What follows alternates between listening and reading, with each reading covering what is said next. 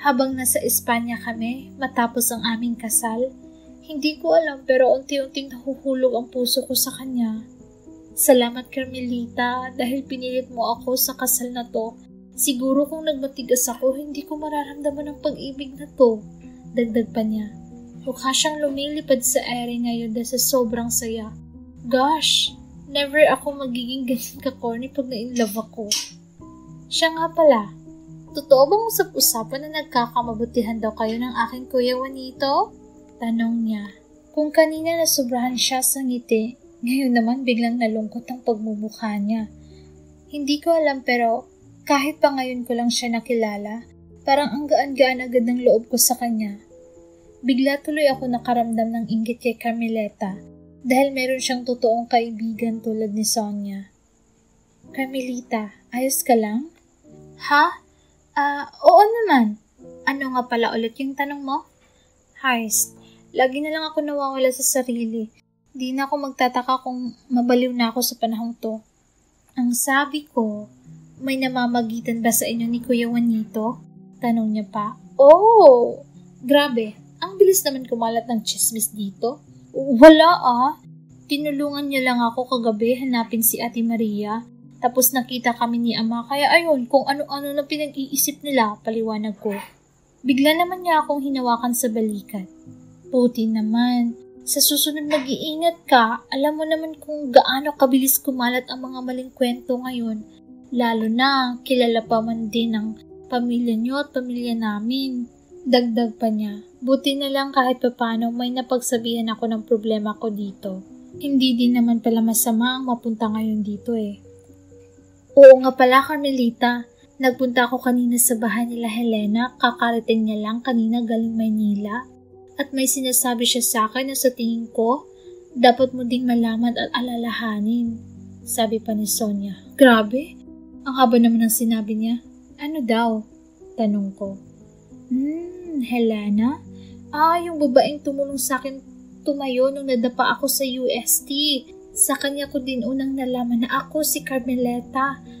Matagal na tayong magkakaibigan ni Helena. Sana naman, huwag mong saktan ang damdamin niya. Alam ko naman na hindi mo sinasadya pero mas mabuti kung makapagpaliwanag ka sa kanya ng personal. Dagdag pa niya at baka sa mukha niyang pag-aalala. Anong ibig mong sabihin? Nagtataka kong tanong. OMG, may kasalanan ginawa si Carmelita tapos ako mag-sorry? Nakalimutan mo na ba? Matagal nang may pagtingin si Helena sa aking Kuya Juanito. Sabi ni Sonia. Nanlaki naman ang mga mata ko. What? Gusto ko sana i-explain kay Sonia na hindi ko nakalimutan dahil ang totoo hindi ko naman talaga alam. Sana naman. Huwag mong baliwalain ang pagtulo niya sa relasyon ninyo noon ng kapatid niya na si Leandro. Paliwanag pa niya. Oh my gosh! So it's confirmed na talaga. May boyfriend nga si Carmelita and it's Leandro. Si Leandro na di ko man lang alam kung anong itsura. Heist! Okay, o sige, ako bahala. Kakausapin ko siya. Sabi ko na lang. Ngumiti naman si Sonia at niyakap ako ulit. Ikaw ang pinaka-paborito kong tao sa lahat, Carmelita. Sabi pa niya. Paboritong tao? As in favorite person? Hindi ba best friend ang tawag doon? Kinagabihan, may importanteng bisita daw si Ama at dito sa bahay maghahapunan kaya sobrang busy ng lahat ng tao. At syempre, nadamay ako sa kabisihan nila. Inutusan ako ni Doña Soledad na magluto ng kaldereta. What? Like OMG, never ako nagluto in my entire life. Carmelita, sindihan mo na ang uling. Nasaan na yung palayok? Nagmamadaling tanong ni Ina. Busy din kasi siya sa pagluto ng iba pang potahe, samantalang eto ako na estatwa sa tapat ng lutuan na gawa sa bato at puro uling at panggatong lang ang kailangan para magkaroon ng apoy ang kala na to. Ay, namiss ko tuloy yung microwave oven namin sa bahay. Isang click ko lang doon, may pagkain na ako. Ina, masama po ang aking pakiramdam. Hindi ko kayang magluto. Please. Sana gumana ang palusot ko. Bukod sa di ako marunong magluto, hindi ko din alam pagganahin ang kalan na to. At higit sa lahat, hindi ko alam kung paano lutuin yung kaldereta ala Monte Carlo style. Dapat kasi nakinig ako noon kay Lola Carmina at nag-aral kung paano magluto ng kaldereta. Ngunit anak, matagal ko nang naituro sa inyong magkakapatid ang espesyal na pagluto ng kaldereta at bukod doon kailangang ikaw ang magluto niyan ngayon. Reklamo ni Ina. Gosh, galit ata siya. Magre-reklamo pa sana ako kaso biglang may mga katulong na dumating. Doña Soledad, hindi pa po tapos yung mga dekorasyon sa salas. Nawalan po ng malay ang tagapangasiwa sa dekorasyon. Nagpapanik na sabi ng katulong. Tapos agad na napatakbo papunta doon si Ina. Gosh, bala ko pa naman din mahimatay ulit para makatakas dito kaso may nahimatay na pala. Masama pa rin ba ang iyong pakiramdam, Carmelita? Narinig kong tanong ni Josefina na nasa tabi ko na pala. Kaya mo pa bang magluto? Tanong pa niya ulit.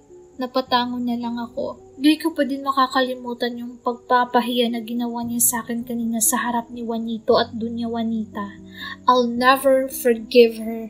Pinahiya niya ako at kahit anong sabihin niya, hindi ko siya papansinin. Kung ako na lang ang magluto ngayon, mawawala na ba ang tampo mo? Nakangiti niyang tanong. At dahil doon bigla akong napangiti ng todo, feel ko tuloy nanalo ako sa loto. Gusto ko din sana humingi ng tawad sa ginawa ko kanina. Nakalimutan kong may namamagitan pala sa inyo ni Juanito at hindi dapat kita ipinahiya sa harapan niya. Dagdag pa niya, hindi na ngayon mawala ang ngiti sa mukha ko. OMG. At least, masusolve na ang problema ko tungkol sa kaldereta na to. Yes. Wala yun. Kalimutan na natin yun. Tara, luto na tayo. Excited kong tugon. Wala na akong paki sa pride ko. Ang mahalaga magawan ko ng paraan ng problemang to. Hindi ko naman mapigilang mapanganga dahil sa sobrang bilis at galing ni Josefina magluto. Yung totoo, kasali ba siya sa MasterChef? OMG! Kailangan din namin kasi magmadali kasi maabutan kami ni Ina. Di nila dapat malaman na si Josefina ang nagluto kundi lagot kami. Napakasarap talaga. Siguradong matutuwa ang ating panauhin sa oras na matikman nila to, sabi ni Ina. Nagkatinginan naman kami ni Josefina at pareho kaming natawa. Bigla ko tuloy na message Jenny. Kahit palagi kaming nag-aaway noon sa oras na may problema ang isa, lagi kaming nagtutulungan at gumagawa ng paraan para hindi malaman ni Daddy. Ina, sino po bang espesyal na bisita ni Ama? Hindi na natapos si Josefina yung tanong niya dahil biglang bumalik yung nagpapanik na katulong kanina. Doña Soledad, mga binibini, dumating na po ang mga panauhin. Nakangiti na siya ngayon. Nagulat ako nang bigla akong hinawakan ni Ina sa magkabilang balikat. Inayos niya din ang buhok ko at pinagpagan ng damit ko. Word! Carmelita anak, kahit anong mangyari, ngumiti ka lang ha. Halika na. Hinawakan na niya ang aking kamay at naglakad kami papalabas ng kusina. Napatingin naman ako kay Josefina na nasa likod namin at mukhang nagtataka din siya sa kilos ni Ina. Magandang gabi po, Don Mariano at Doña Juanita Alfonso at sa inyo rin, Ginoong Herio, Binibining Sonia, Ginoong Angeleto at Ginoong Juanito Alfonso. Maligayang pagdating sa aming tahanan, nakangiting bati ni Ina. Shucks! What the heck? Anong ginagawa ng sambayan ng Alfonso dito? Sila ang espesyal na bisita ni Ama? Lechugas! Nakaupo na sila sa mesa. Nasa kabilang dulo si Don Mariano at sa kabilang dulo naman si Ama. Naabutan namin silang nagtatawanan at ngayon nakatingin na silang lahat sa amin. Magandang gabi rin, Doña Soledad, Binibining Josefina at Binibining Carmeleta. Bati ni Don Mariano. Medyo nakrepihan ako nung sinabi niya yung pangalan ko. Parang may mangyayaring di ko magugustuhan. Maupo na kayo, Doña Soledad at mga binibini upang mapag-usapan na natin ang nalalapit na kasal na magiging daan ng panghabang buhay na pagkakaibigan at pagiging isa ng ating pamilya. Anunsyo ni Don Mariano. Wait, sinong ikakasal? Nagulat ako nung biglang tumayo si Don Alejandro, si Ama, at umakbay sa akin. Marahil ay hindi niyo pa nakikilala ang aking bunsong anak na si Carmelita. Madalas kasi siyang nasa bahay at hindi siya sanay makisalamuha sa madaming tao. Anunsyo ni Don Alejandro. Nakatingin ang lahat sa amin ngayon. Shucks! Sinasabi ba niyang loner ako? Kung kaya't hayaan ninyong ipakilala ko siya sa inyo. Akin ang ipauubaya ang kamay ng aking bunsong dalaga na si Carmelita Montecarlos sa ikalawang binatang anak ng mga Alfonso na si Juanito. Juanito, iho? Ikaw na ang bahala sa aking anak. Dagdag pa ni Don Alejandro. Napanganga na lang ako dahil sa gulat at feeling ko mabavacuum ko na lahat ng insekto at alikabok dito sa bahay. Dear Diary, what? Ikakasal kami ni Juanito Alfonso? Bakit parang ang bilis naman ng mga pangyayari? Paka-inform naman ako. #feeling super duper betrayed.